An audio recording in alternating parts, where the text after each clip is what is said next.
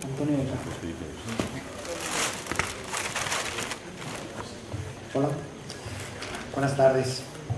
En primer lugar, muchas gracias por acompañarnos en la jornada de hoy, a todos los que estáis aquí, los organizadores, y en mi caso especialmente a Luis Alegre, que no se anda por ahí, que es el que más empeño puso en que yo estuviera. Yo querría comenzar ofreciéndoles una serie de disculpas, que al final son tantas que casi voy a ocupar todo el tiempo en ellas. La primera es porque no he asistido absolutamente a ninguna de las sesiones anteriores del Congreso, cosa que me da mucha vergüenza decirla, pero que probablemente va a hacer que lo que diga sea en parte repetición y en parte contradictorio y absurdo con lo anterior. Además, he de decir que tampoco he podido preparar la ponencia que les voy a dar hoy, desgraciadamente porque tengo un peque, padre cansado que soy, que no hace más que entrar y salir del hospital, y entonces yo, como vivo en los hospitales, pues lo único que hago es tomar notas sueltas. Así que la tercera disculpa, porque en realidad no sé muy bien qué decir. Y esto, de una manera prognóstica, se ha reflejado incluso en el programa, que soy el único que no tiene título en el programa, porque ya se veía que como no va a decir nada pues mejor no le pongamos un título, ¿no? Pero el título que debería estar en el programa y no está, que es lo que dije una vez por teléfono desde la sala de espera del hospital, era el derecho como norma y como sistema institucional. En una terminología quizá un poquito más ortodoxa, pues diríamos el derecho como forma y el derecho como aparato. Y yo querría, por seguir con el tópico, pues de profesor de Derecho, ser un poco más aburrido que mis compañeros de mesa y tratar de fijar algunos puntos, digamos, más técnicos o más internos a la cuestión del derecho y a cómo se ha reflejado. En mi descargo y para evitar que el resto de los que se han quedado se vayan, he de decir que, aunque me han presentado como profesor de Derecho, yo lo que soy es un filólogo clásico que se gana la vida con el derecho, que es una cosa diferente. En todo caso, yo lo que les quiero ofrecer es en realidad como los materiales con los cuales cada uno de ustedes podría hacer una ponencia sobre derecho y comunismo si tienen la suficiente paciencia como para prepararlo y la suficiente dedicación. Y por tanto, querría primero hacer una presentación muy general de cuál ha sido la relación entre derecho y comunismo, luego fijarme en tres momentos básicos del iusmarxismo occidental y terminar con una cuestión de lo que podríamos llamar desafíos desde la periferia, ¿no? Desde la periferia del pensamiento marxista y del pensamiento comunista, desde pensamientos que no pertenecen propiamente a esa corriente y también en parte desde la periferia geográfica de nuestro mundo. Porque efectivamente el comunismo y el derecho han mantenido una relación que, para empezar, se desarrolla como en dos capítulos diferentes. Para el comunismo, entendiendo por comunismo tanto la tradición comunista como las prácticas que aspiran a la materialización del comunismo, el derecho ha tenido dos papeles: el derecho como poder, el derecho como aparato institucional, y por otro lado el derecho como norma o el derecho como forma, para decirlo en la terminología marxista más habitual. Y tanto en la teoría como en las prácticas populares, en realidad esta doble naturaleza del derecho se ha resuelto de una manera bastante sencilla. Efectivamente, el derecho en cuanto aparato institucional partía de una serie de constataciones que más o menos venían a ser estas, ¿no? Estado igual poder, poder igual derecho, luego negación del Estado y del poder, negación del derecho. Es decir, esto ultra simplificadamente es lo que básicamente se postula en el nivel más elemental desde la teoría, pero a mí me gustaría insistir que no solo en la teoría, sino que en la conciencia popular hay una idea que, por tanto, sin querer, en fin, exaltar irracionalmente a las conciencias populares, pero que tiene que encerrar algún núcleo de verdad, de que hay una correlación directa entre Estado, poder y derecho, y que de alguna manera son el mismo enemigo, para entendernos de alguna forma. Eso, digamos, es el punto de arranque más básico y más elemental de la relación Estado-aparato. Pero luego tenemos la relación Estado-norma. Y aquí la cuestión es un poquillo más ambigua, porque en general la idea que ha compartido el comunismo, tanto en su práctica, como en parte de su práctica, como intentaré explicar, como en la teoría, es que el derecho es fundamentalmente una ideología. Y en tanto que es una ideología, no existe. Es decir, es una falsa representación de otra cosa, que esa otra cosa sí existe. Y esa otra cosa que sí existe es la propiedad, la mercancía, el intercambio, el mercado. Luego, desaparecida la propiedad, la mercancía y el intercambio, esa cosa que no existe y que no es más que una ideología, también desaparece. Resumidas cuentas, en principio, la relación, tanto por el lado del poder como por el lado de la forma jurídica entre comunismo y derecho, es una relación de antítesis. Es decir, la afirmación del uno es la negación del otro. Este es, digamos, en términos muy generales, como se plantea ab initio la cuestión del comunismo y el derecho. Y en este sentido, podríamos ya dar por terminada la ponencia. ¿Cuál es la relación entre comunismo y derecho? Ninguna. Si hay comunismo, no hay derecho. Si hay derecho, no hay comunismo. Gracias por su asistencia.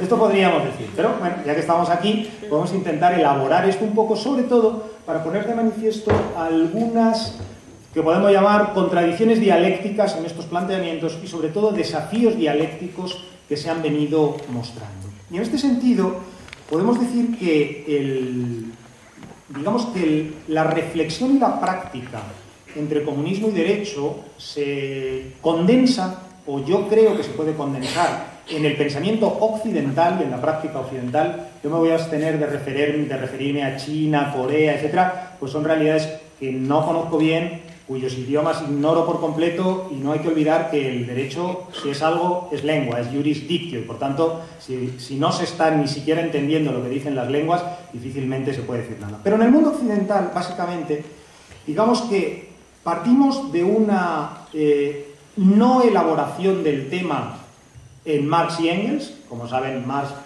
prometió al menos 2 veces formalmente, ¿no?, que lo iba a hacer. Una en los Gundise y otra en una carta que le escribe a no sé quién, y que como no te he podido traer los papeles, pues no sé quién se la escribió.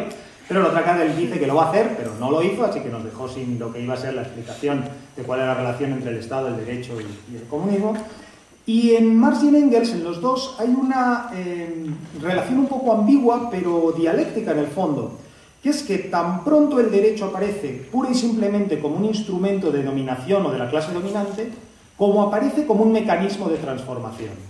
Y esto en realidad no es enteramente contradictorio, porque si es un instrumento de la clase dominante, también puede ser puesto a trabajar por parte de una clase que aspire a ser dominante hacia un nuevo, para empujar un mecanismo de transformación.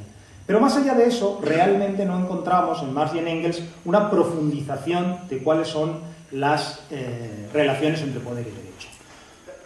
Si por el contrario intentamos sacar cuál es la concepción que Marx o Engels tienen del derecho de sus obras históricas, para decirlo de alguna manera, entonces nos metemos en un mar que es profundo y sin orillas, porque como saben, el Marx historiador, el Marx de los textos, digamos, de ese tipo, es un Marx lleno de matices, de detalles, muy complejo, del que no se deja simplificar así en una gran frase, sino que hace una microteoría realmente, que es curioso, ¿no?, que no se le haya reconocido, ¿no?, como un microteórico también, puesto que en parte lo es.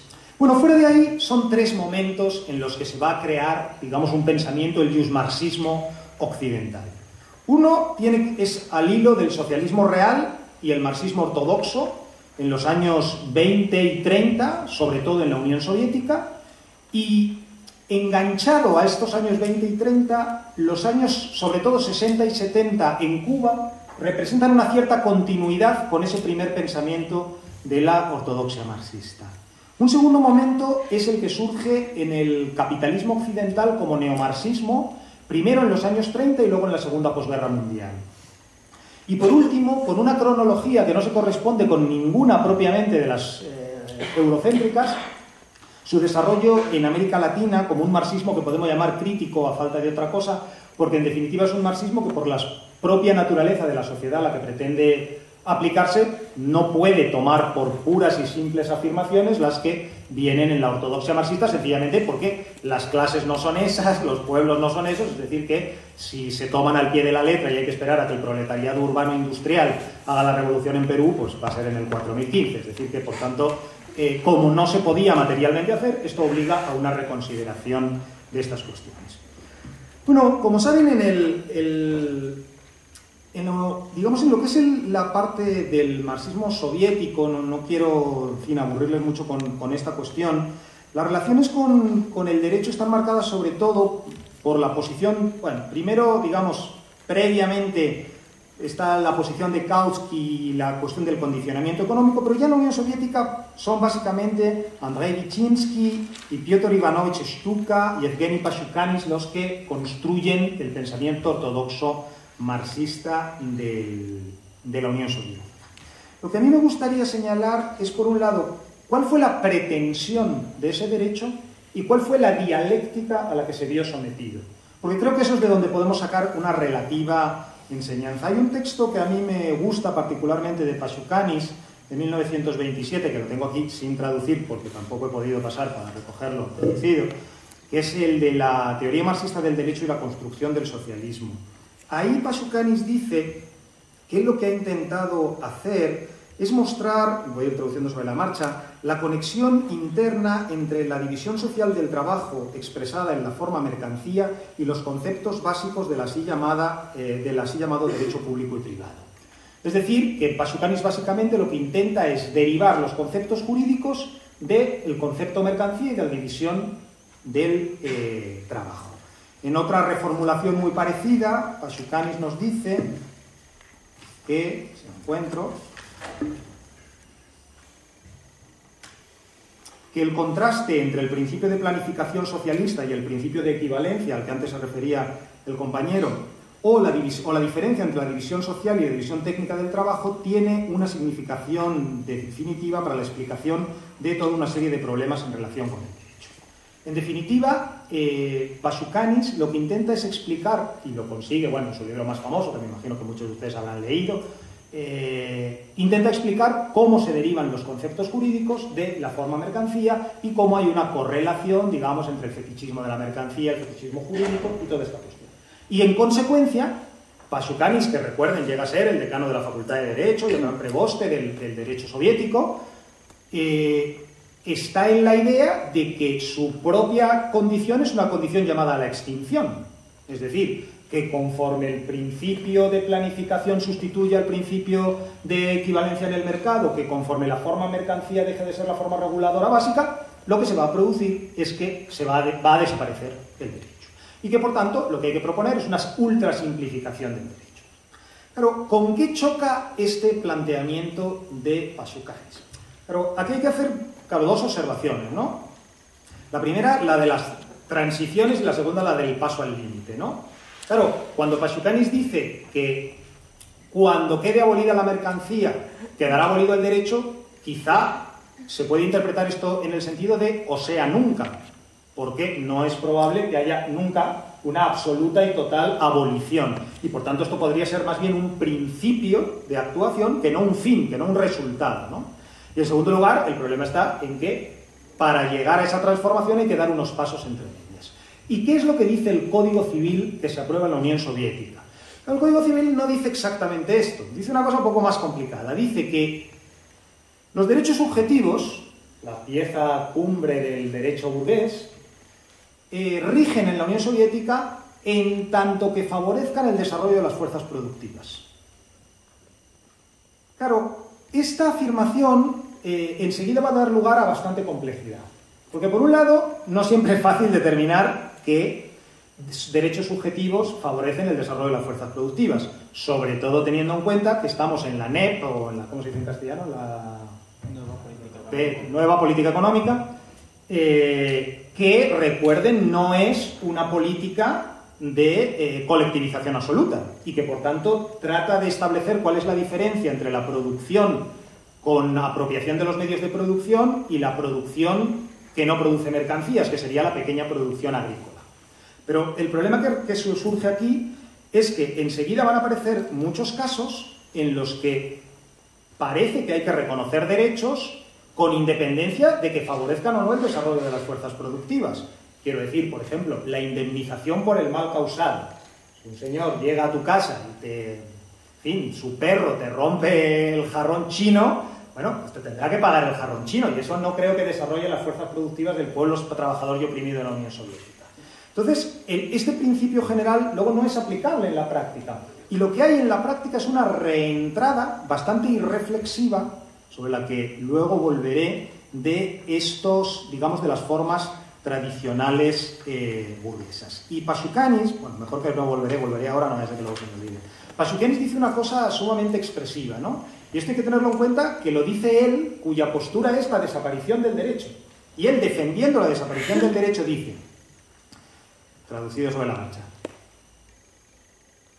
un desprecio extremo por la forma legal se venga de nosotros, y se venga de nosotros de la forma más dialéctica, desarrollando un formalismo sin sentido y un burocratismo. Es decir, que lo que hacen es reaparecer todos los formalismos del derecho burgués en ausencia, digamos, de una formalización o de una línea de dirección. Bueno, digamos que, por tanto, el problema que se produce básicamente en este derecho a la Unión Soviética al principio es que el análisis que vincula derecho a propiedad privada luego no es posible transformarlo en una acción, porque la enunciación pura y simple de que el derecho tiene que favorecer el desarrollo de las fuerzas productivas sencillamente no abarca el conjunto de las experiencias que tienen que ser cubiertas por ese derecho.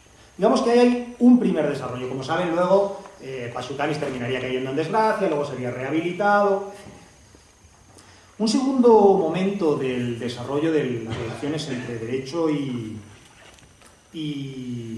marxismo, derecho y comunismo, se da en los países occidentales, con un apoyo inicial en la teoría de Gramsci, donde aparecen temas nuevos, como todos saben, y creo que no es necesario insistir mucho en ello, ¿no? Hegemonía, cultura, consenso, sociedad civil, digamos, todos los temas típicamente gramscianos, que después de la guerra van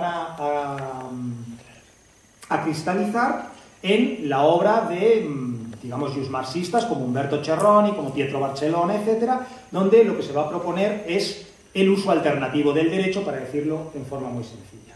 Claro, aquí estamos en un contexto muy diferente, ¿no? Aquí estamos en un contexto en el que ha terminado la Segunda Guerra Mundial, en el que partidos socialistas y comunistas están coqueteando con la idea de que van a finalmente hacerse con el poder, pero la cosa no está totalmente clara, y hay un orden constitucional, unas constituciones del Estado social, que tienen oportunidades de transformación, la cláusula Lelio Basso, ¿no? El Estado removerá los obstáculos que impiden que los trabajadores adquieran la igualdad y la libertad reales y efectivas, etcétera, ¿no? Y en ese sentido reaparece esa idea del derecho como instrumento de transformación, y que el derecho, digamos, puede ser aprovechado por diferentes clases y que puede ser utilizado por diferentes clases.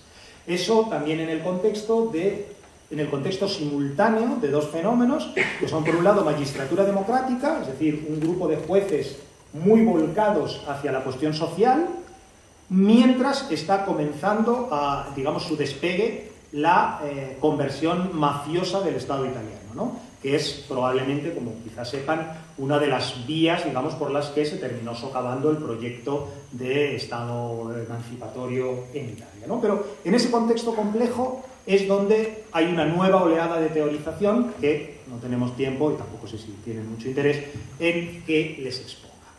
Esta teorización, en muy buena medida, se ha agotado ya sola. Se ha agotado ya sola porque han desaparecido los sujetos históricos que la sustentaban. Es decir, que lo que han desaparecido básicamente son los jueces que quieren hacer uso alternativo del derecho, los operadores que quieren hacer uso alternativo del derecho. Pero es que es más, lo que ha desaparecido es la sociedad que quiere un uso alternativo del derecho. Es decir, la sociedad berlusconiana no quiere un uso alternativo del derecho. Por tanto, esto es un paradigma de transformación social que se ha destruido, ¿no? Y no en vano se recupera la teorización jurídica en la forma ferrayoliana, a la que luego quizá dedique unas palabras. Y un tercer impulso de las relaciones, digamos, entre marxismo y derecho se produce en Latinoamérica, ¿no? Un tercer bloque de teorización. Aquí, digamos que el papel que desempeñó Gramsci en Europa, pues lo desempeña pues un poco José Carlos Mariátegui, ¿no? el Amauta, en Perú, Y en parte también Raúl Roa García en Cuba y algunos otros parecidos, ¿no? Son pensadores que no son juristas, propiamente dichos, como no lo era Gramsci en el sentido propio de la palabra, pero que, digamos, presentan una reflexión general sobre el derecho, el poder, etcétera, y lo colocan en un ámbito que ha dado lugar a una teorización marxista que ha sido particularmente rica en Argentina y en el exilio post-argentino, es decir, también en parte en México, etcétera, y en parte ha conocido un cierto desarrollo con complejidades, en fin, yo no sé lo que se dijo en su momento aquí en la jornada, en Cuba, sobre todo con posterioridad a los años 80, ¿no? Puesto que hasta los años 80 básicamente se está en la idea esa de la desaparición del derecho, el derecho sin importancia, pero hay un cierto, en fin, Baute, etcétera, que quizá alguno de ustedes conozcan. Digamos que estas son las tres más una piezas que habría que poner en el rompecabezas para construir más o menos cuál es una teoría marxista del derecho. Hasta donde yo sé, esta puesta en pie del rompecabezas no existe, es decir, no se ha hecho. En el momento lo que tenemos son como retazos de teorías por aquí y por allá de esta cuestión. Pero quizá antes de poner en marcha esta unificación, pues habría, digamos, que considerar dos cuestiones, ¿no? La primera es, ¿cuáles son esas impugnaciones desde la periferia, ¿no? ¿Cuáles son esos toques de atención que vienen desde el pensamiento que no es propiamente marxista, o en algunos casos decididamente no marxista, pero que sin embargo creo que no pueden ser pasados por alto, ¿no? Y aunque quizá se pudiera mencionar muchos, yo quisiera hacer referencia sobre todo a dos, que no necesariamente hay que centrarlos en las personas que voy a mencionar, sino más o menos en los enfoques. Por un lado, digamos, la impugnación a la idea de derecho que proviene de la teorización de Boaventura de Sousa Santos, y por otra, la impugnación a la idea de derecho, luego trataré de matizar un poco más, que proviene, digamos, de la teorización Foucaultiana. Porque creo que ambas tocan muy directamente a esos preprincipios en los que está basada la relación entre derecho y comunismo. A esa idea de el derecho, el Estado es el poder es el derecho, el Estado es el poder y es el derecho, consecuentemente caen en cadena los tres, ¿no? ¿Por qué? Bueno, Boaventura de Sousa Santos, digamos que tiene aquí que aportar dos cosas. Digamos, una es una versión, digamos, menos importante, aunque más extendida, y otra sí es una impugnación bastante radical. Como quizá hayan leído, hay un capítulo de uno de los libros del profesor Santos, que se llama Sociología Jurídica Crítica, que el capítulo se llama específicamente ¿puede el derecho ser emancipatorio? Donde él se hace esta pregunta, ¿no? Y él dice, mi respuesta es un sí condicional, el derecho puede ser un instrumento, el derecho que es un instrumento hegemónico puede ser emancipatorio en la medida en que sea usado de modo contrahegemónico. Esto, más allá de que pueda ser o no un juego de palabras, pues él nos dice que experiencias de uso contrahegemónico sería la democracia, una parte del uso de la democracia representativa, los derechos humanos y el constitucionalismo, etcétera, y nos dice que, por un lado, son hegemónicos porque habían sido puestos por las sociedades liberales para justificar y mantener su orden de dominación, pero que también pueden ser contrahegemónicos en algunos casos, ¿no? Dice, el uso contrahegemónico significa la apropiación creativa por parte de las clases populares de estos instrumentos para hacer avanzar sus agendas políticas, más allá del marco político-económico del Estado liberal. La movilización popular de las últimas décadas por un nuevo constitucionalismo desde abajo, el reconocimiento de los derechos colectivos de las mujeres, de indígenas, de afrodescendientes, la promoción del proceso de democracia participativa en paralelo a la representativa, la reforma legal orientada a la discriminación sexual y étnica, control nacional de los recursos naturales, la lucha para retomar la tensión entre democracia y capitalismo, etcétera, etcétera, serían usos contrahegemónicos. Pero más allá de este planteamiento, que en realidad fundamentalmente no es más que una nueva versión del uso alternativo del derecho adaptada a una realidad diferente, lo que sí es significativo del pensamiento de Sousa y sí toca más directamente al núcleo central es la cuestión del pluralismo jurídico. Es decir, como saben, el pensamiento de Boaventura de Sousa Santos, o una parte de su pensamiento, lo que va es a impugnar la categoría o la correlación biyectiva Estado-Derecho. Y plantea que el derecho no necesariamente tiene como foco único el Estado. Como quizás sepan, y si no lo saben creo que es interesante, dado este recorrido a toda velocidad por la historia del pensamiento humano, pues recordar que Boaventura en realidad era un estudiante de sociología en Estados Unidos, no pensaba hacer nada de nada, pero lo mandaron a hacer su tesis, a un barrio de Brasil, a una favela, y donde él iba a demostrar que esa era una sociedad inorgánica, sometida a la tiranía, etcétera, etcétera, y después de estar allí unos meses descubrió que había un orden jurídico absolutamente establecido en la favela, bueno o malo, pero un orden jurídico idéntico en cuanto a sus características y estructuras al que existía en el Estado brasileño fuera de la favela, ¿no? Y de ahí ha salido toda una teorización sobre el pluralismo jurídico, entendiendo que hay varios sujetos que son susceptibles de la creación del derecho. No solo en el caso de las comunidades indígenas, que evidentemente es lo que más fácilmente se viene a la mente, sino también en otros casos. Como ven aquí, esto sí que es una andanada en la línea de flotación del arranque del pensamiento, porque si Estado no es igual derecho, entonces puede ser que una cosa y otra tengan una vida diferente. Es decir, que parece que habrá que tener un tratamiento específico para una cosa. Habrá que decidir si sí o si no. Si la idea de pluralismo jurídico tiene algún sentido o es una mera fantasía mental de Boaventura y de otros como él. Y por otro lado tenemos la impugnación que podemos llamar genéricamente Foucaultiana, pero que no tiene por qué ser estrictamente de Foucault, ¿no? Que básicamente la impugnación Foucaultiana viene por el lado del principio de todo. Es decir, hemos empezado diciendo que la relación comunismo y derecho se basa tanto en la práctica como en la conciencia popular como en la teoría en una identificación que básicamente es Estado, poder, derecho. Bueno, como saben, Foucault ha puesto en entredicho que Estado y poder sean la misma cosa, ¿no? Que gobierno y gubernamentalidad sean la misma cosa y que efectivamente se puede desmontar el gobierno sin desmontar la gubernamentalidad o en la terminología que lo quieran decir. Creo que, aunque pueda parecer un ejemplo relativamente extraño, algunas de las patologías, efectivamente, de la experiencia soviética tienen que ver con esto, ¿no? Tienen que ver con haber desmontado, o en parte, el aparato del Estado como poder, pero no el aparato del Estado como gubernamentalidad. Por tanto, si el Estado y la gubernamentalidad no son exactamente lo mismo, puede ser que no vayan en el mismo camino. La segunda impugnación Foucaultiana tiene que ver, como saben, con la relación saber-poder.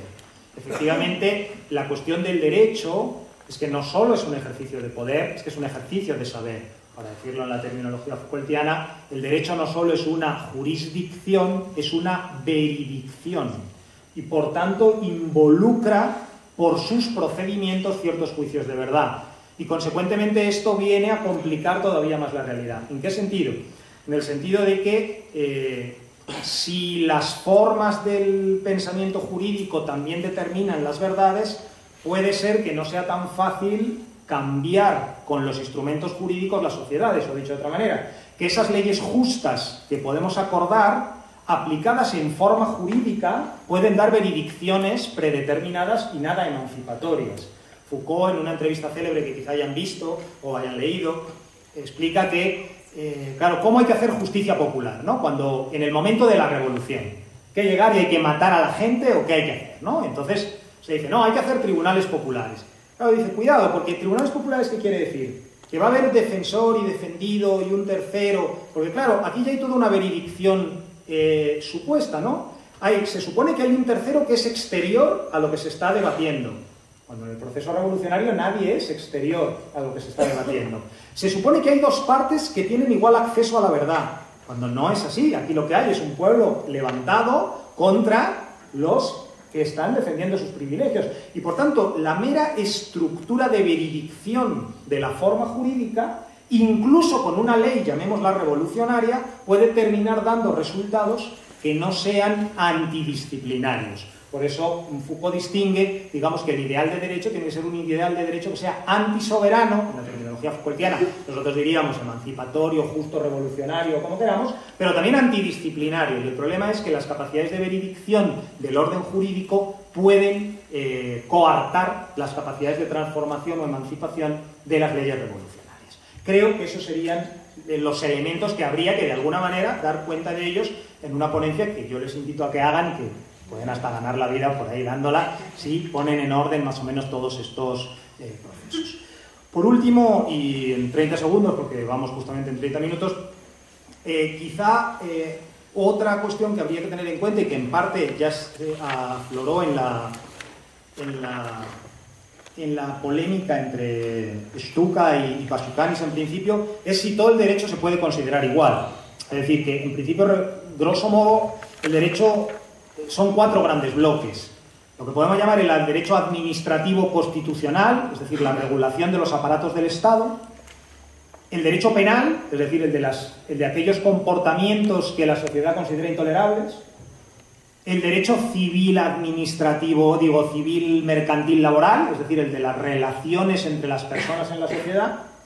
Y el derecho internacional, el derecho a las relaciones entre los Estados. Claro, habría que preguntarse si en realidad estas 4 cosas tienen un núcleo común, o por el contrario, carecen de él y en consecuencia deben tener una respuesta diferenciada, ¿no? Y en todo caso, ¿cuál es la alternativa al derecho en cada uno de estos órdenes?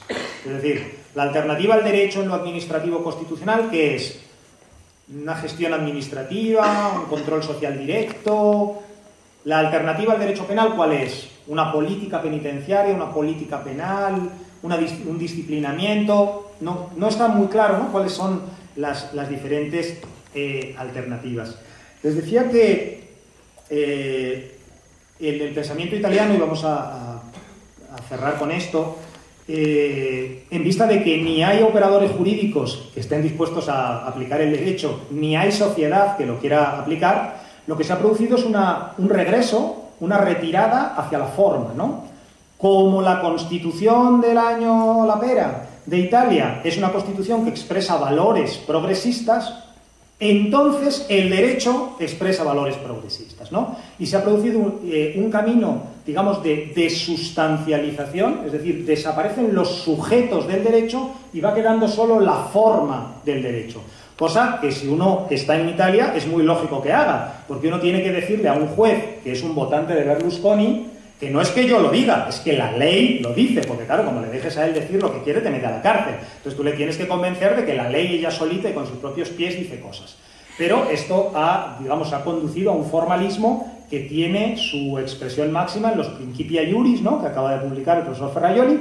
Yo soy traductor de Ferrajoli, o sea que yo soy sospechoso de antiferrajolismo, pero que los Principia Iuris son realmente, para decirlo en términos clásicos, son el logos epitafios del derecho, ¿no? Es el epitafio sobre un muerto, es decir, ha hecho la formalización final y definitiva de una cosa que no existe, ¿no? Es decir, que ahora ya podemos pasar la página e ir a lo siguiente, ¿no? Porque está realmente formalizado de forma absoluta, total y completa una realidad que no hay en ningún lado. Es decir, que fue un proyecto que no se sabe muy bien cuál es el sujeto histórico que lo encarna.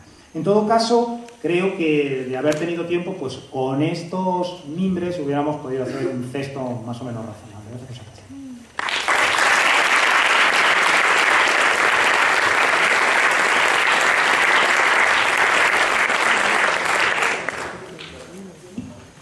Muchas gracias a todos los ponentes, hemos cumplido a la perfección el tiempo y nada, recuerdo que abajo aquí están las hojas de firmas para quien no haya firmado todavía y nos vamos a tomar un descanso de unos 20 minutos para las 6:20 estar aquí y comenzar el debate.